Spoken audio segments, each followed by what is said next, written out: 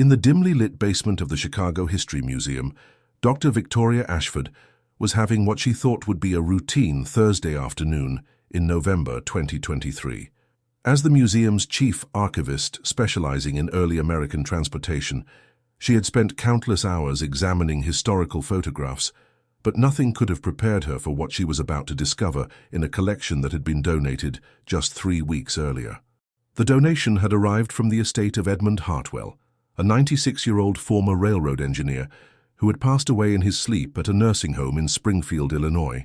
Hartwell's granddaughter had contacted the museum, explaining that her grandfather had been an obsessive collector of railroad memorabilia for over 7 decades, and his basement was filled with boxes of photographs, documents, and artifacts that she hoped might be of historical value. Victoria had been meaning to examine the Hartwell collection since it arrived, but the museum had been preparing for their annual Railroad Heritage exhibition, and her time had been consumed with coordinating loans from other institutions, writing catalogue descriptions, and overseeing the installation of a massive 1920 steam locomotive that had been donated by the Illinois Railway Museum. The exhibition had been a tremendous success, drawing record crowds and garnering praise from both the public and the academic community.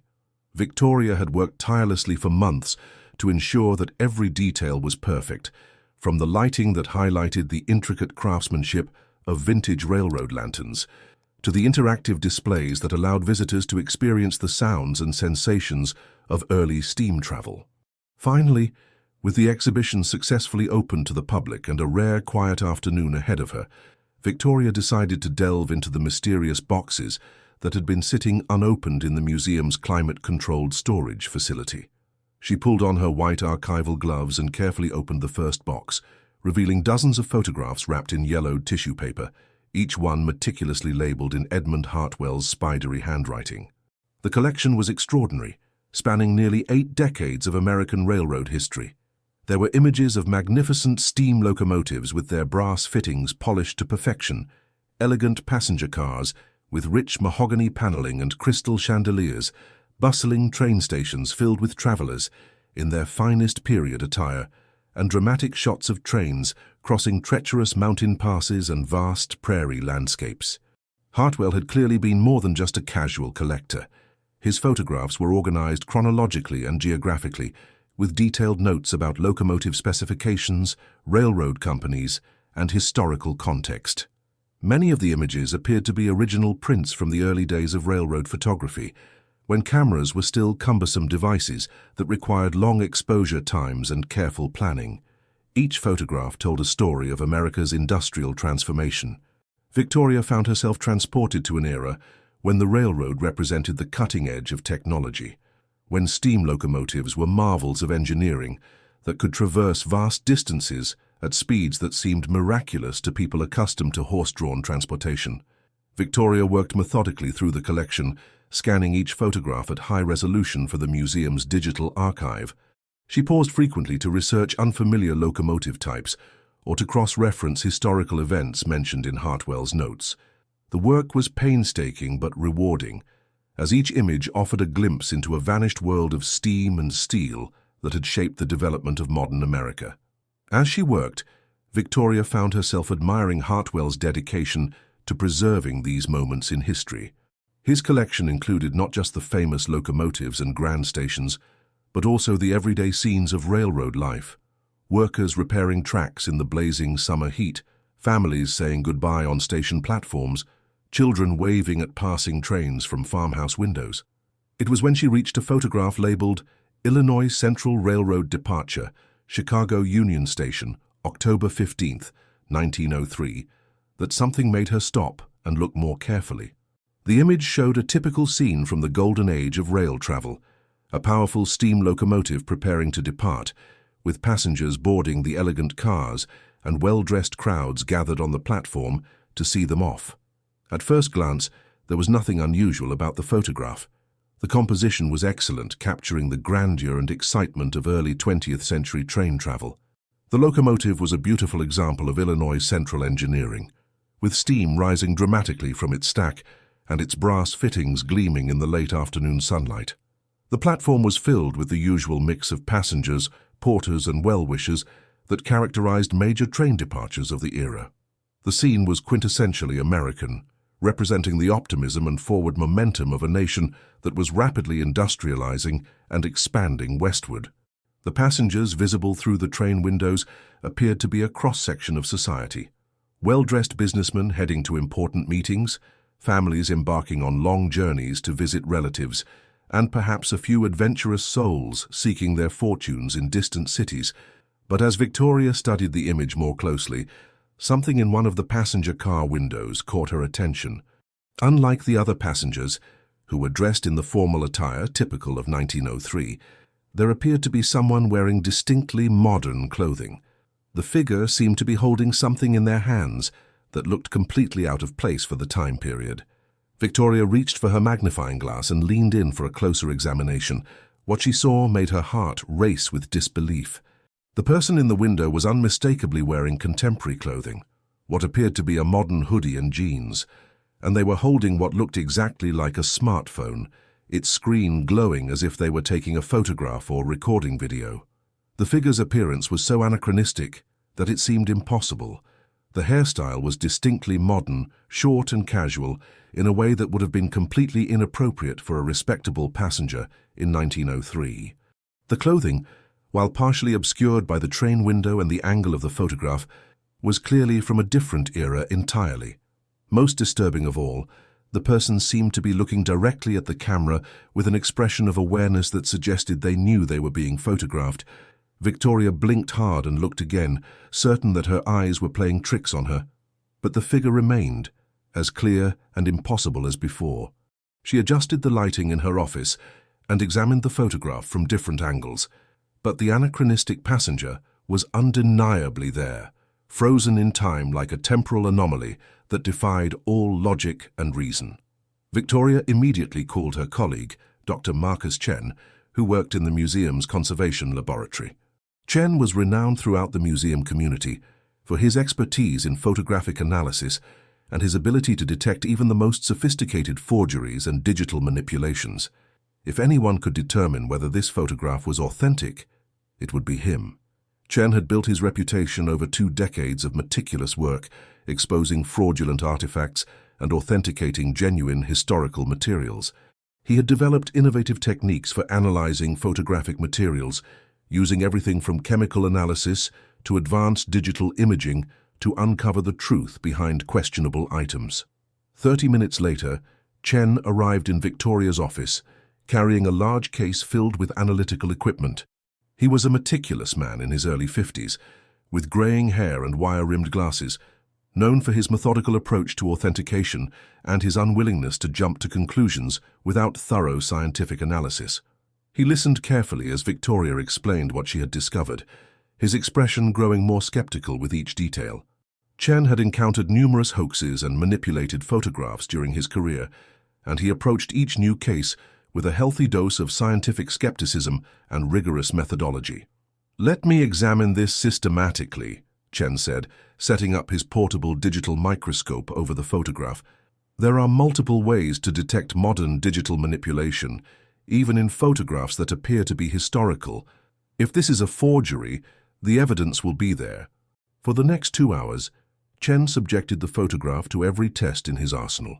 He examined the grain structure of the photographic emulsion under high magnification, analyzed the tonal range and contrast patterns throughout the image, and used spectral analysis to study the chemical composition of the photographic materials.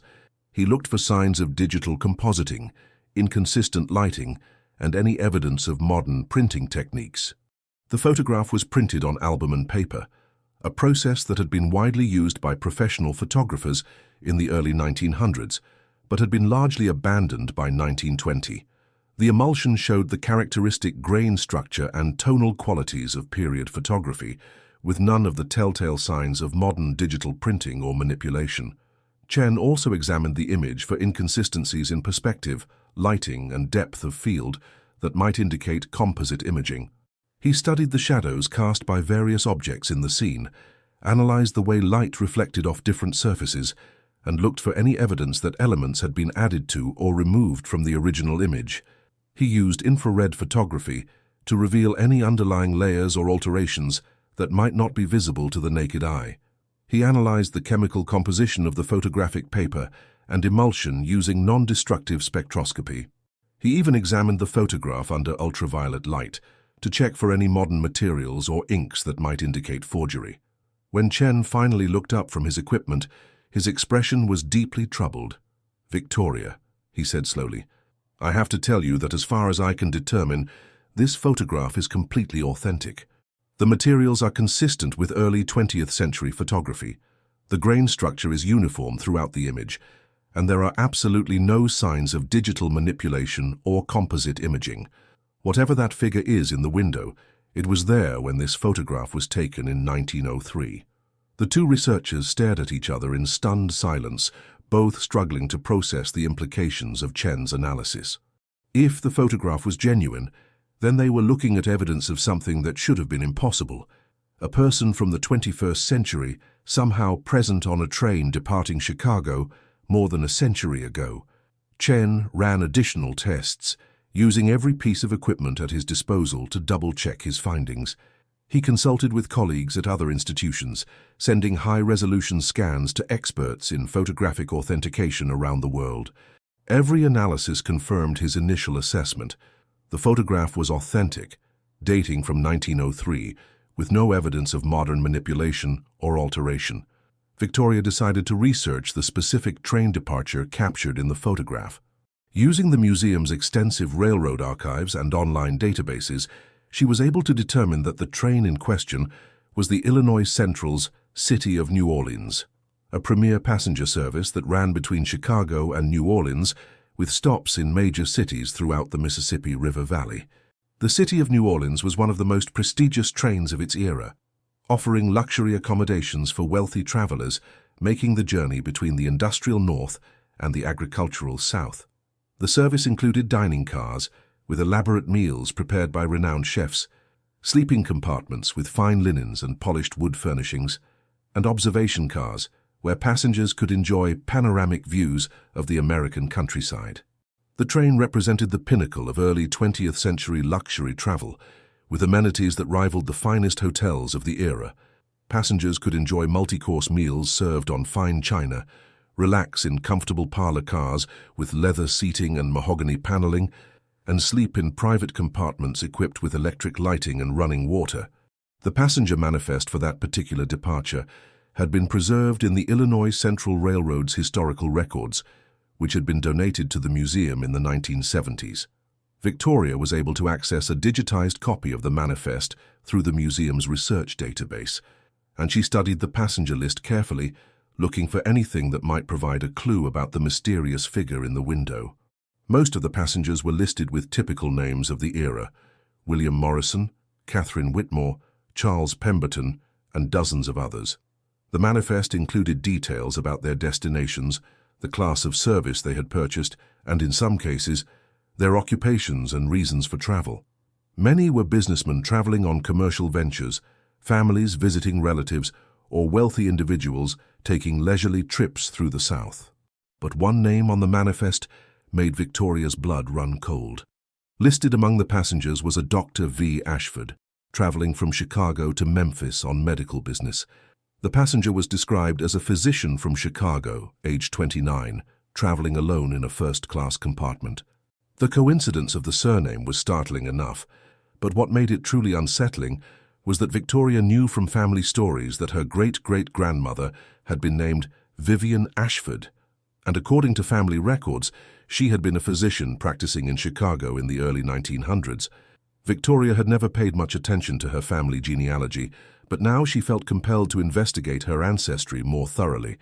Victoria had always known that her family had roots in Chicago, but she had never delved deeply into the specifics of her genealogy. Her parents had moved to California when she was young, and the family's Midwestern connections had gradually faded over the years. Now, faced with this impossible coincidence, she realized how little she actually knew about her ancestors. Using online genealogy databases and the museum's own historical research resources, Victoria began tracing her family tree back through the generations. The research was complex and time-consuming, requiring her to cross-reference birth certificates, marriage records, census data, immigration documents, and medical licensing records from multiple sources. What she discovered sent chills down her spine. Her great-great-grandmother, Dr. Vivian Ashford, had indeed been a passenger on that train on October 15, 1903. But according to the historical records that Victoria was able to uncover, Dr. Vivian Ashford had died in a train accident that very day. The city of New Orleans had derailed just south of Memphis, Tennessee, killing 23 passengers and injuring more than 50 others. The accident had been front-page news in newspapers across the country, and Dr. Ashford had been specifically mentioned in the casualty reports as a prominent Chicago physician who had perished in the tragedy. The newspaper accounts described a horrific scene of twisted metal and burning passenger cars. The train had been traveling at high speed through a rural area when it struck a washout caused by heavy rains that had undermined the railroad embankment. The locomotive and several passenger cars had plunged down a steep ravine, and the resulting fire had made rescue efforts extremely difficult. Victoria found detailed accounts of the accident in contemporary newspapers, which described the heroic efforts of local residents and emergency workers to rescue survivors from the wreckage.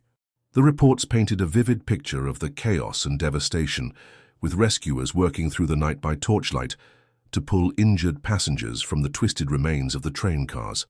Dr. Vivian Ashford had been traveling to Memphis to attend a medical conference, according to the newspaper reports.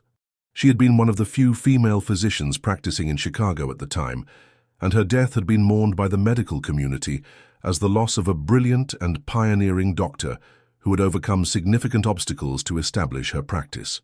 Victoria stared at the photograph with new understanding and growing dread.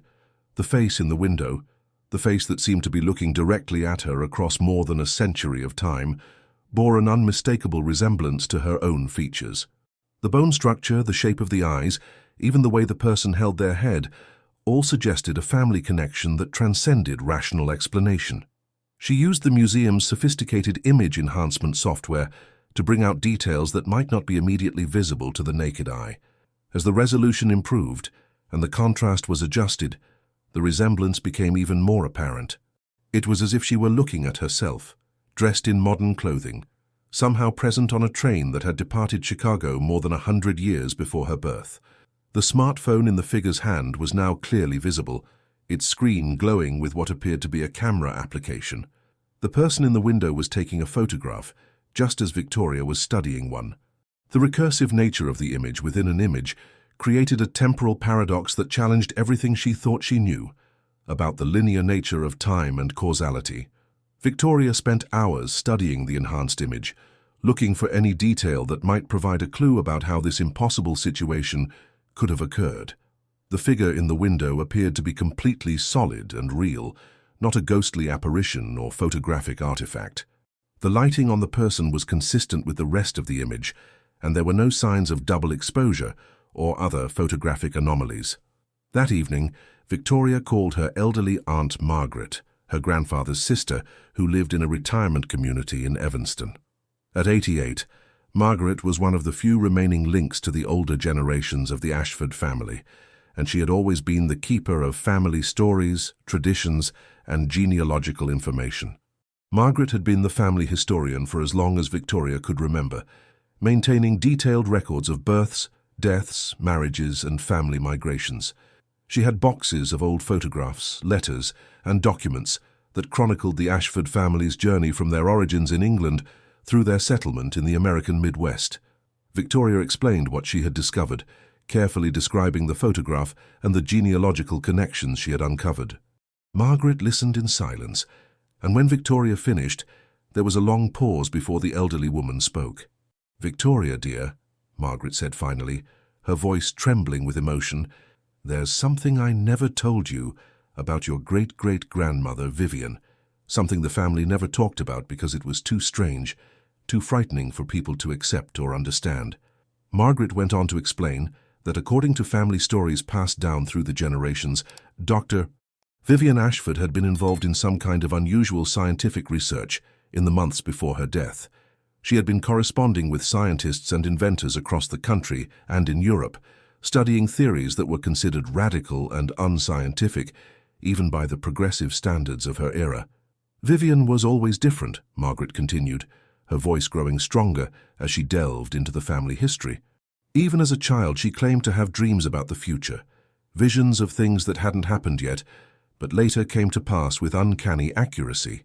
Her family initially thought it was just an overactive imagination, but as she grew older, the visions became more detailed, more specific, and more disturbing. According to Margaret, Dr. Vivian Ashford had become increasingly obsessed with understanding the nature of time and consciousness in the years leading up to her death. She had been conducting experiments in her private laboratory, trying to prove that time was not the fixed, linear progression that most people believed it to be, but rather something more fluid and malleable. Margaret described how Vivian had filled notebooks with complex mathematical equations and diagrams that no one in the family could understand. She had built strange devices in her laboratory, contraptions that hummed with electrical energy and produced eerie lights and sounds that frightened the household staff. The night before she died, Margaret continued, Vivian told her sister that she had made a breakthrough in her research. She said she had discovered something that would change everything we thought we knew about the nature of reality itself. But she was also terrified, said that she had opened a door that she wasn't sure she could close again. The fact that Dr. Ashford's body had never been recovered from the train wreck had always been a source of family speculation and mystery. The authorities had attributed it to the severity of the accident and the fire that had consumed several of the passenger cars, but some family members had always wondered if there might be another explanation. Margaret revealed that there had been other strange occurrences in the family over the years, incidents that seemed to defy rational explanation. Family members had reported seeing Vivian's ghost in the old Chicago house, hearing her voice calling out warnings about future events, and finding mysterious notes written in her handwriting long after her death. The conversation with her aunt left Victoria with far more questions than answers, but it also provided her with new avenues for research and investigation. If Dr. Vivian Ashford had indeed been conducting experiments related to time travel or temporal manipulation, there might be records of her work, papers or documents that could shed light on the mysterious circumstances surrounding her death and the impossible photograph. The next morning, Victoria began an exhaustive search through the museum's archives and various historical databases for any mention of Dr. Vivian Ashford's research. She contacted the Chicago Medical Society, Northwestern University, the University of Chicago, and several other institutions where her ancestor might have conducted her work or presented her findings. Her search led her through dusty archives and forgotten collections, following paper trails that had been cold for over a century. She discovered that Dr. Ashford had been a member of several scientific societies and had corresponded with prominent researchers of her era, including some who were working on the cutting edge of physics and consciousness research. What she found in the archives of the Chicago Medical Society was a collection of papers that Dr. Ashford had submitted for publication in the months before her death. The papers had been rejected by every scientific journal of the time as the work of someone who had clearly lost touch with reality, but they had been preserved in the Society's files as an example of how even brilliant minds could sometimes go astray. The collection included detailed theoretical frameworks, complex mathematical equations, and experimental protocols that were decades, if not centuries, ahead of their time. Dr. Ashford had been exploring concepts that wouldn't be seriously considered by mainstream science until the development of quantum mechanics and relativity theory in the mid-20th century. Reading through her great-great-grandmother's work, Victoria was astonished by the sophistication and prescience of the theories. Dr. Ashford had been exploring concepts that wouldn't be seriously considered by mainstream science for another century. She had written extensively about the possibility of temporal displacement, about the idea that consciousness could somehow transcend the normal boundaries of space and time. The papers revealed a brilliant mind grappling with concepts that were far ahead of their time. Dr.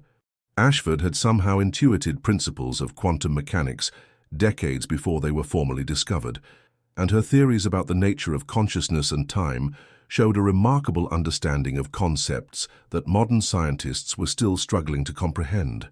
One paper in particular caught Victoria's attention. Titled Hereditary Temporal Resonance, A Theory of Genetic Memory and Consciousness Across Time, it proposed that certain genetic markers could create a kind of temporal connection between family members across different eras and time periods.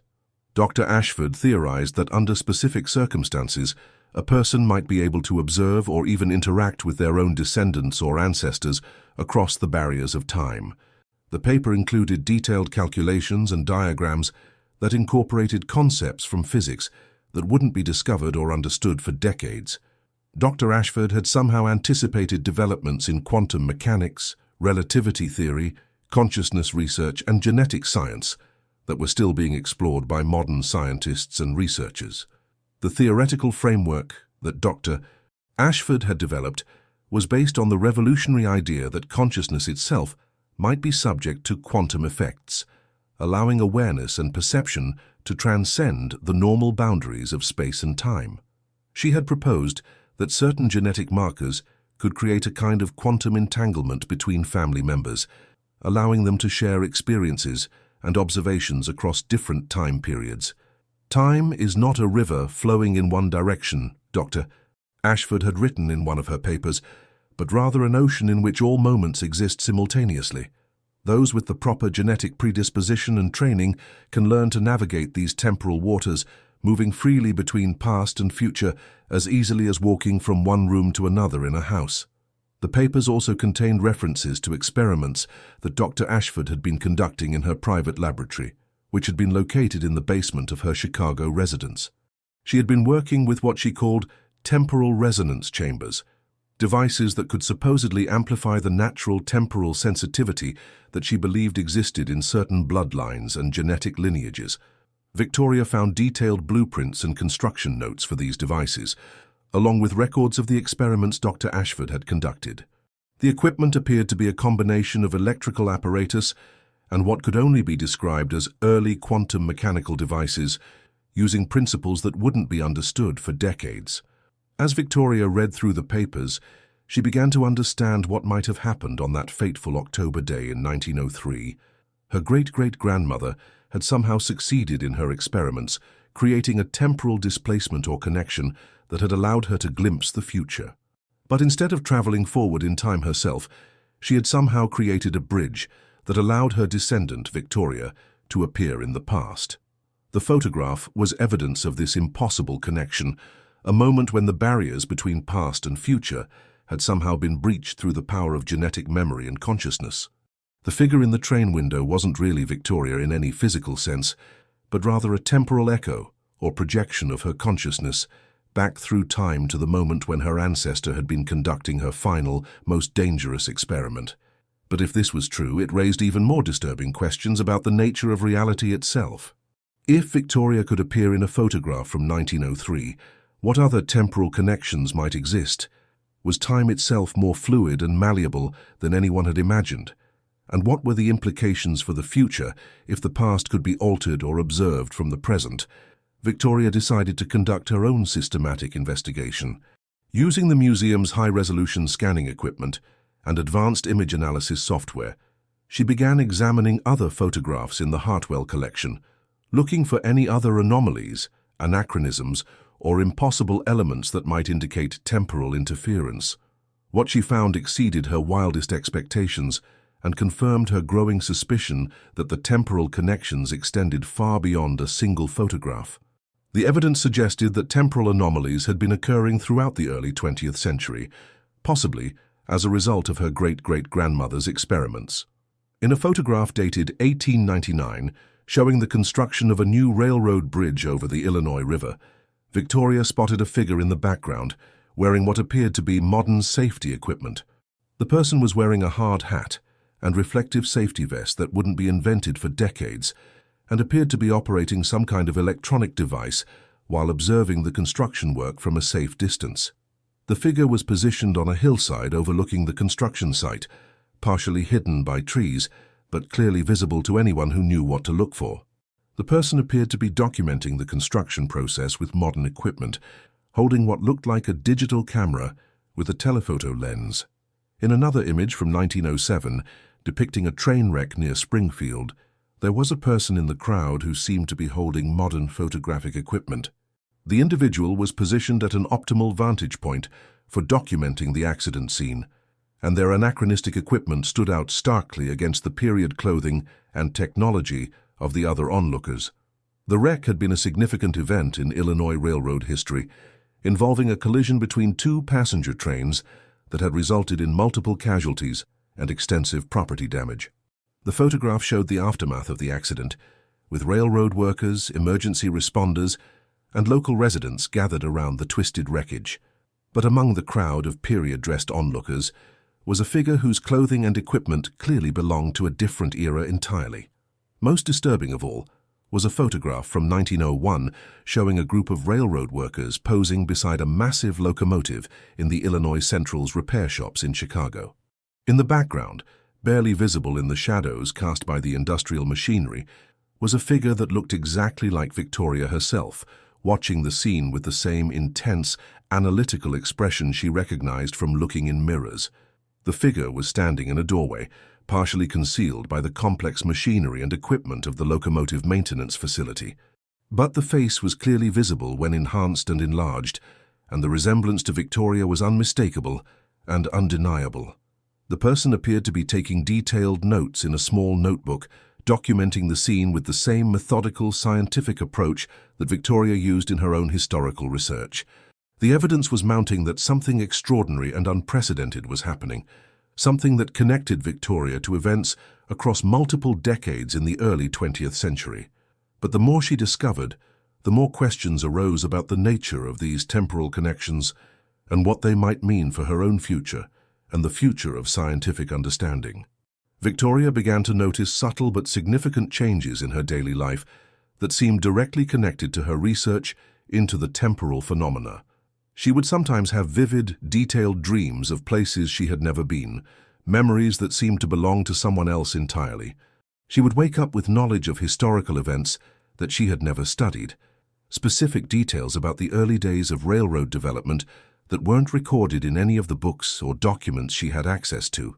More disturbing still, she began to experience moments of disorientation where she would find herself in familiar places but with the strange, unsettling sensation that she had been there before, not just in her current life, but in some other time period entirely.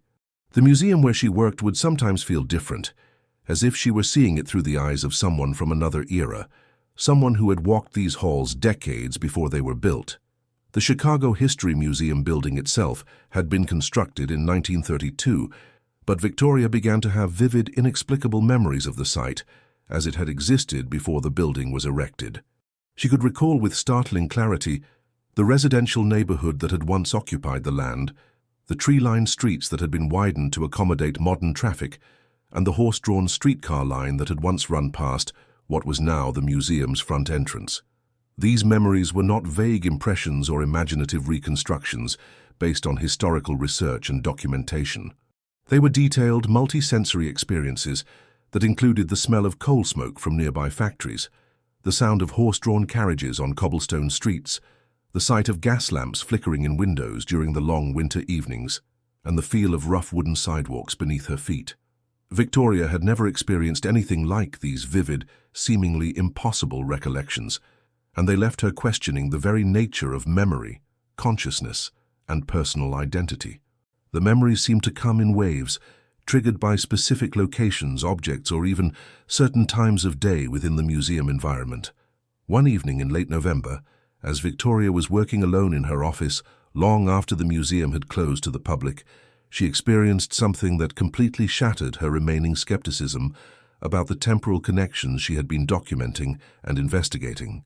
She was examining a photograph from 1904 when she suddenly felt a strange electric tingling sensation, as if the air around her had become charged with some kind of invisible energy. The room seemed to shimmer and blur around the edges, and for a moment that seemed to last forever. Victoria could swear she heard the distant sound of a steam whistle and the rhythmic, hypnotic clacking of train wheels on rails. The smell of coal smoke and hot metal filled her nostrils, and she could feel the subtle vibration of a moving train beneath her feet. When her vision cleared and the world came back into focus, Victoria found herself standing in what appeared to be the passenger compartment of an early 20th century train. The seats were upholstered in rich burgundy fabric with intricate patterns, and polished brass fixtures gleamed in the warm, golden light of gas lamps. Through the windows, she could see the American countryside rolling past at the leisurely, measured pace of a train from the steam era. Other passengers filled the compartment, all dressed in the elaborate fashion of the early 1900s. They seemed completely unaware of Victoria's presence, going about their business of reading newspapers, engaging in quiet conversation, or simply watching the scenery pass by outside the windows. Victoria looked down at herself and was startled to see that she was wearing a dark dress and jacket, typical of the period, complete with a small hat pinned to her carefully arranged hair. The experience was unlike anything Victoria had ever encountered in her life. She could feel the rough texture of the wool fabric against her skin, smell the complex mixture of tobacco smoke, leather, and human presence that permeated the train car, and hear the conversations of her fellow passengers with perfect clarity and detail. Yet she remained somehow aware that this was not entirely real, that she was experiencing events from more than a century in the past. The train car was filled with the typical passengers of the era, businessmen in dark suits reading financial newspapers and discussing investments, women in elaborate dresses traveling with their children to visit relatives, working-class individuals heading to jobs in distant cities, and elderly couples taking what might be their final long-distance journey together. At the far end of the compartment, Victoria saw a familiar figure that made her heart race with recognition and impossible hope. An elderly woman with graying hair and intense, intelligent eyes was writing furiously in a leather-bound notebook, her hand moving with desperate speed across the pages. Even without seeing her face clearly, Victoria knew with absolute certainty that she was looking at Dr. Vivian Ashford, her great-great-grandmother, in what would prove to be the final hours of her life. Victoria tried desperately to move toward the elderly doctor, but found that her feet wouldn't obey her commands. She seemed to be frozen in place, able to observe but not interact with the scene unfolding around her. She watched helplessly as Dr. Ashford continued writing, occasionally looking up to stare out the window with an expression of intense concentration mixed with growing fear. Victoria could see that Dr. Ashford was writing equations and complex diagrams in her notebook, mathematical formulations, and scientific theories that seemed to describe the very temporal phenomena Victoria had been experiencing. The elderly doctor's hand moved with desperate urgency, as if she were racing against time itself to complete her work, before some terrible deadline arrived. Suddenly, Dr. Ashford looked up from her writing and stared directly at Victoria, their eyes meeting across the length of the train car and more than a century of time. The elderly woman's face showed no surprise, only a kind of sad recognition mixed with profound relief.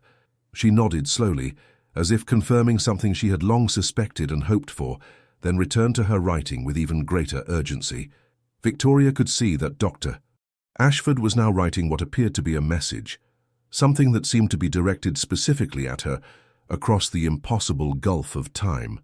The elderly woman's lips moved silently as she wrote, and Victoria had the strange, overwhelming sensation that she could almost hear the words being spoken directly into her mind. The vision lasted only a few minutes in real time, but it felt like hours to Victoria. When it finally ended, she found herself back in her office, sitting at her desk with the 1904 photograph still displayed on her computer screen. Her hands were shaking uncontrollably, and she could still smell the faint but unmistakable odor of coal smoke clinging to her clothes and hair. The experience had been so vivid, so absolutely real and convincing, that Victoria had difficulty accepting that it had been some kind of hallucination, dream, or psychological episode. Every detail had been perfect, from the texture of the fabric she had been wearing to the specific conversations she had overheard from the other passengers. On her desk, where no paper had been before the vision began, lay a leather-bound notebook, identical to the one she had seen Dr. Ashford writing in during her temporal experience. With trembling fingers, Victoria opened the notebook and found pages covered with her great-great-grandmother's distinctive handwriting. The ink appeared fresh and wet, as if it had been written moments before, despite the fact that the notebook itself showed clear signs of considerable age and wear. The entries were dated from the final week of Dr. Ashford's life, and they described in meticulous detail her growing awareness of the temporal connections she had somehow created through her experimental work. The writing revealed a woman who was simultaneously excited by her revolutionary discoveries and terrified by their implications for the future of human understanding and the stability of reality itself. The barriers between past and future are dissolving. One entry read in Dr. Ashford's careful script, "My experiments have created a resonance that extends far beyond my own lifetime, reaching forward through the generations to touch the minds and consciousness of my descendants."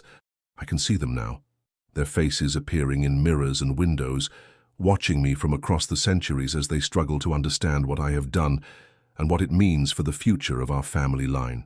The notebook contained detailed observations of the temporal phenomena that Dr. Ashford had been experiencing in the days and weeks leading up to her death. She described seeing figures from the future, appearing in reflections and shadows, hearing voices from other time periods, speaking to her in languages that hadn't been invented yet, and experiencing memories that belonged to people who had not yet been born. "I have opened a door between the worlds of past and future," another entry stated with growing urgency. "The consequences of my actions will echo through time itself, affecting generations of my bloodline in ways I cannot fully comprehend or control. I can see them now, my descendants, struggling to understand the gift and curse I have given them through my reckless pursuit of scientific knowledge." The final entry, dated October 15, 1903, the very day of her death, contained a message that seemed to be written directly to Victoria across the impossible gulf of more than a century. "To my descendant who will find these words," the entry began, "I write this knowing that you are watching me even as I write, that the barriers between our times have become permeable in ways I never intended when I began this research. My experiments have created a temporal resonance that connects our bloodline across the decades, allowing us to observe each other's lives through the lens of time itself." The entry continued with detailed explanations of the scientific principles behind the temporal connections, theories that were decades ahead of their time, but which Victoria, with her modern understanding of physics and consciousness research, could begin to comprehend and appreciate. Dr. Ashford had somehow discovered a way to manipulate what she called temporal threads, invisible connections between related individuals that could allow consciousness to move backward and forward through time. "The key lies in the quantum entanglement of genetic material across generations," Dr. Ashford had written, with remarkable prescience. "Each family line carries within it a unique resonance frequency that can be activated and amplified under specific conditions. I have found a way to enhance this frequency, creating bridges between past and future that allow for limited communication and observation across the barriers of time." The notebook contained detailed diagrams and mathematical formulations showing how the temporal connections worked, including complex equations that describe the energy requirements and inherent limitations of the phenomenon. Dr. Ashford had discovered that the connections were strongest during moments of high emotional intensity or significant historical events, which explained why Victoria had been able to observe scenes from the dramatic and transformative early days of railroad travel. "But there is a terrible price for this knowledge," the entry warned with growing desperation. "Each time you observe the past, you create a stronger connection, a deeper resonance that will eventually pull you back to this time permanently. The temporal threads are like a spider's web, and the more you struggle against them, the more entangled you become. You must choose whether to continue your research, knowing that it may cost you your place in your own era and your own time." Victoria read the warning with growing alarm and a deep sense of foreboding. The temporal connections she had been experiencing were not just passive observations of historical events, but active links that were growing stronger and more dangerous with each encounter. If Dr. Ashford was correct in her analysis, continued research into these phenomena could result in Victoria being pulled back permanently to the early 20th century, trapped forever in a time that was not her own. But the knowledge she was gaining was extraordinary and unprecedented, offering insights into the nature of time, consciousness, and reality itself that could revolutionize human understanding of the universe. The choice between personal safety and scientific discovery was one that had faced researchers and explorers throughout history, but never with stakes quite so personal, immediate, and potentially catastrophic. Victoria spent the next several days studying Dr. Ashford's notebook with obsessive intensity, trying to understand the full implications of the temporal connections and the impossible choice she now faced. The notebook contained detailed instructions for conducting controlled temporal observations, as well as increasingly urgent warnings about the dangers of prolonged exposure to the temporal resonance. According to her great-great-grandmother's research, the connections were strongest during moments of high emotional intensity or significant historical events. This explained why Victoria had been able to observe scenes from the early days of railroad development, a time when the excitement, danger, and transformative power of steam travel had created powerful emotional resonances that could be detected and amplified across the barriers of time. The notebook also contained references to other family members who had experienced similar phenomena throughout the generations, suggesting that the temporal sensitivity was indeed a hereditary trait that had been passed down through the Ashford bloodline for multiple generations. Dr. Ashford had documented cases of relatives who had reported strange dreams, unexplained knowledge of historical events, and encounters with people from other time periods. One particularly intriguing section of the notebook described Dr. Ashford's research into the origins of the family's temporal sensitivity. According to her investigations, the trait could be traced back to an ancestor who had lived in England in the late 16th century. This ancestor, a scholar and natural philosopher named Cornelius Ashford, had reportedly been involved in experiments with what he called the manipulation of Time's river under the patronage of Queen Elizabeth II's court. Cornelius Ashford had been a contemporary of John Dee, the famous mathematician, astronomer, and advisor to the Queen. According to family records that Dr. Vivian Ashford had painstakingly uncovered through years of genealogical research, Cornelius had been part of a secret society of scholars and natural philosophers who were investigating the nature of time and space using a combination of mathematical analysis, alchemical experimentation, and what would later be recognized as early quantum mechanical principles. The English ancestor had apparently made a breakthrough in his research that had somehow altered the genetic structure of his bloodline, creating the hereditary temporal sensitivity that had been passed down through the generations like a hidden gift and curse. Dr. Vivian Ashford theorized that this genetic alteration had created a kind of quantum entanglement between family members across different time periods, allowing them to share experiences and observations across the normally impermeable barriers of past and future. As Victoria delved deeper into her great-great-grandmother's research, she began to understand that she was not the first member of her family to face this terrible choice between safety and knowledge. Dr. Ashford herself had been following in the footsteps of earlier ancestors who had discovered the temporal connections and had chosen to explore them despite the enormous risks to their sanity, their safety, and their very existence. The notebook contained a detailed family tree that showed the temporal connections extending back through multiple generations, with each member of the bloodline who had possessed the ability marked with special symbols and notations. Victoria was startled and deeply disturbed to see her own name at the bottom of the tree, along with a date that was still several years in the future. According to Dr. Ashford's calculations and predictions, Victoria would face a critical decision point in the near future, a moment when the temporal connections would reach their maximum strength, and she would have to choose between remaining safely in her own time or allowing herself to be pulled back permanently to join her ancestors in the past. The implications were staggering and terrifying. If Victoria chose to embrace the temporal connections fully, she could gain access to knowledge and experiences spanning multiple generations of her family. She could witness historical events firsthand, understand the true nature of time and consciousness, and perhaps even find a way to communicate directly with her ancestors across the centuries. But the cost would be everything that connected her to the 21st century: her life, her career, her relationships, her entire existence in the modern world. She would become a temporal refugee, existing in a time that was not her own, cut off forever from the world she had always known and the people she loved.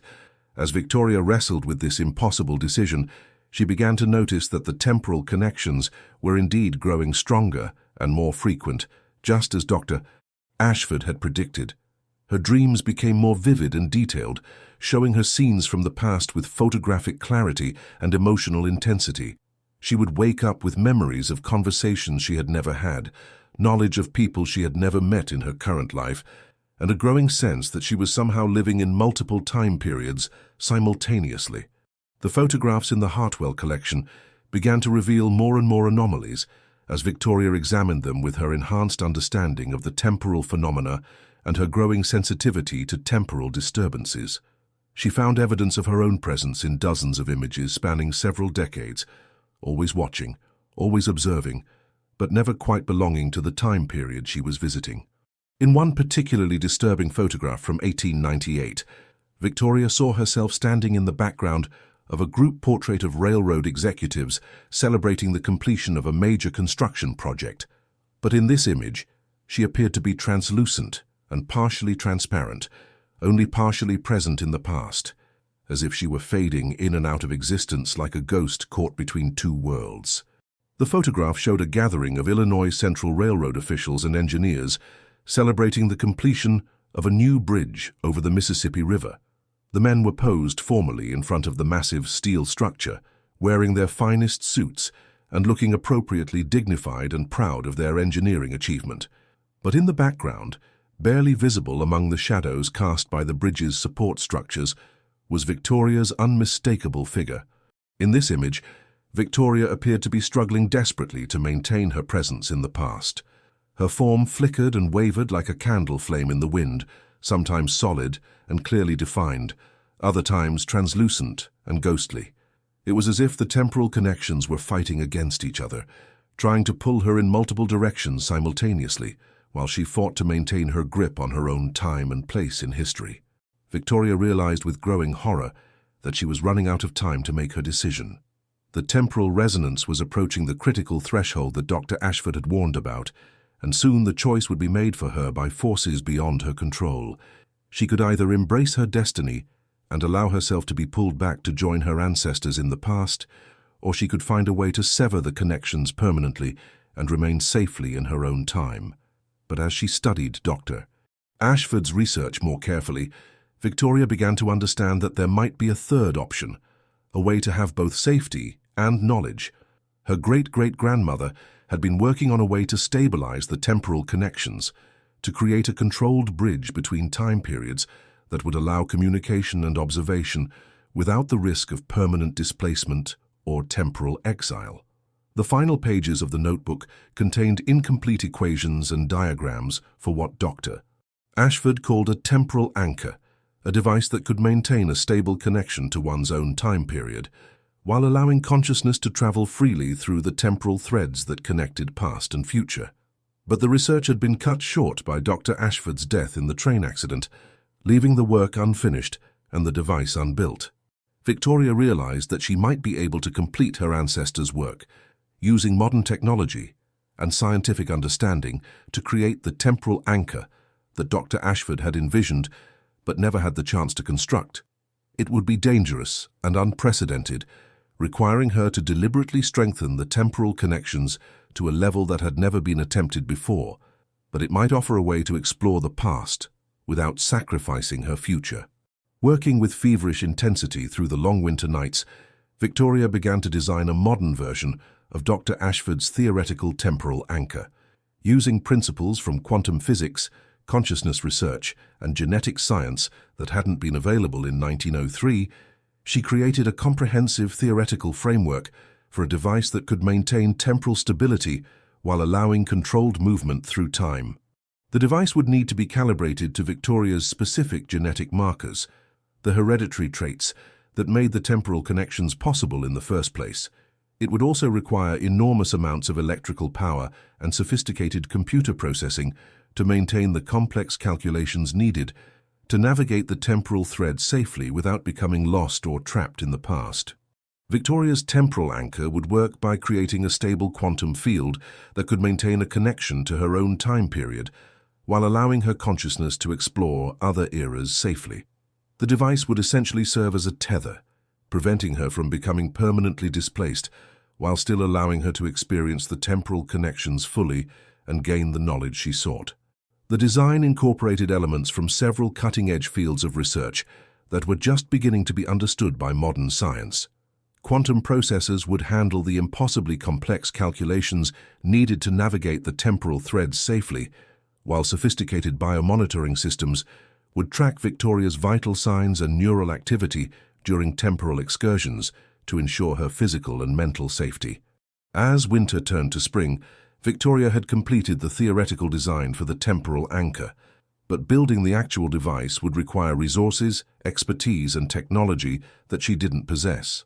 She would need help from specialists in quantum physics, computer science, bioengineering, and consciousness research, experts who would be unlikely to believe her incredible story about temporal connections and hereditary time travel.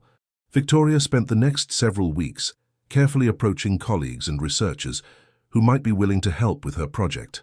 She presented her work as purely theoretical research into consciousness and time perception, carefully avoiding any mention of the supernatural or impossible elements that had led to her discoveries. Slowly and methodically, she assembled a team of scientists who were intrigued by the possibilities her research suggested. Dr. Jonathan Pierce, a quantum physicist from the University of Chicago, was fascinated by Victoria's equations describing temporal thread manipulation and quantum consciousness. He had been working on his own research into the quantum nature of human awareness and saw potential applications for his theories about the fundamental nature of consciousness itself. Professor Lisa Chen, a computer scientist and artificial intelligence researcher from Northwestern University, saw potential applications for machine consciousness and was excited by the possibility of creating artificial intelligences that could simulate human temporal perception and perhaps even develop their own form of temporal sensitivity. Dr. Amanda Rodriguez, a bioengineering expert from the Illinois Institute of Technology, was intrigued by the genetic markers that seemed to influence temporal sensitivity. She had been studying hereditary traits that affected neural development and was fascinated by the possibility that genetic factors could influence perception of time itself in ways that had never been studied or understood by mainstream science. Working together in secret, the team began to build a prototype of the temporal anchor in a secure laboratory beneath the University of Chicago campus. The device resembled a sophisticated brain scanner combined with a quantum computer with sensors designed to monitor neural activity while generating precisely calibrated electromagnetic fields that could manipulate the quantum structure of space and time itself. The construction process took several months of intensive work, with each team member contributing their expertise to different aspects of the unprecedented project.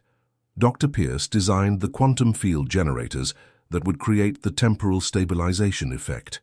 Professor Chen developed the artificial intelligence systems that would monitor and control the temporal navigation process. Dr. Rodriguez created the biometric sensors that would calibrate the device to Victoria's specific genetic markers and monitor her safety during temporal excursions.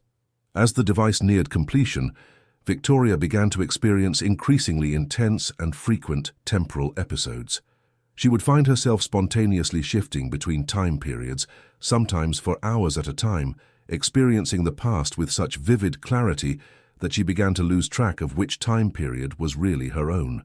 During one particularly intense episode, Victoria found herself on the platform at Chicago's Union Station on October 15, 1903, the day her great-great-grandmother had died. She watched as Dr. Ashford boarded the fateful train, but this time, Victoria was able to speak to her, to warn her about the impending accident that would claim her life. "Doctor," Victoria called out, her voice somehow carrying across the noise and chaos of the busy station, "don't take this train. There will be an accident. You're going to die." Dr. Ashford turned toward the sound of Victoria's voice, her eyes widening as she recognized the unmistakable family resemblance. "You're the one I've been seeing in my calculations and experiments," she said, her voice filled with wonder and fear. "My descendant from the future." "Yes," Victoria replied, struggling to maintain her connection to the scene as she felt the temporal threads pulling her in multiple directions simultaneously. "I've found your notebook. I've completed your work. But you don't have to die today. You can choose a different path." Dr. Ashford shook her head sadly, her expression filled with resignation and profound sadness. "No, my dear child. I've seen the calculations. I've run the experiments. My death is a fixed point in the temporal matrix. If I don't board this train, if I don't complete the circuit, the connections will collapse and you'll never be able to find your way back to your own time. The temporal web will unravel and you'll be lost forever in the past. The train whistle blew, signaling the final call for passengers. Dr. Ashford looked at Victoria one last time, her eyes filled with a mixture of pride, sorrow, and desperate hope. "Complete the work," she said, pressing something into Victoria's hand. "Find a way to stabilize the connections so that future generations won't have to face the same choice. But remember, some prices are worth paying for the advancement of human knowledge and understanding." With that, Dr. Ashford boarded the train, and Victoria watched helplessly as it pulled away from the station. She knew that in a few hours the train would derail in that terrible accident, and her great-great-grandmother would disappear into the temporal matrix, becoming a permanent part of the connections that linked the Ashford family across the centuries. When Victoria returned to her own time, she found her team waiting anxiously in the laboratory. The temporal anchor was complete and ready for testing. In her hand, she found a small, intricate device that Dr. Ashford had given her during their impossible meeting. It was made of an unknown metal that seemed to shift and change color in the light, covered with symbols and equations that hurt to look at directly. Victoria placed her hand on the activation switch of the temporal anchor, feeling the weight of generations of family history pressing down upon her. With a deep breath, she pressed the switch, and the temporal anchor hummed to life, its quantum processors beginning the complex calculations that would either stabilize the temporal connections or destroy them forever. The device worked perfectly, creating a stable bridge between past and present that allowed Victoria to explore the temporal connections without the risk of permanent displacement. The temporal research revealed that human consciousness was capable of transcending the normal boundaries of time and space, that awareness itself was a fundamental force in the universe that could shape reality through observation and intention. Victoria established a network of temporal guardians, individuals with temporal sensitivity, who were trained to monitor the timeline and prevent unauthorized interference with historical events. The face in the train window had been more than just an anomaly in an old photograph. It had been an invitation to join a community of temporal explorers who had been working across the generations to understand and protect the delicate balance of time itself. Victoria had become the latest guardian of this ancient knowledge, charged with using it wisely and passing it on to future generations who would continue the work of mapping the infinite possibilities of human consciousness across time.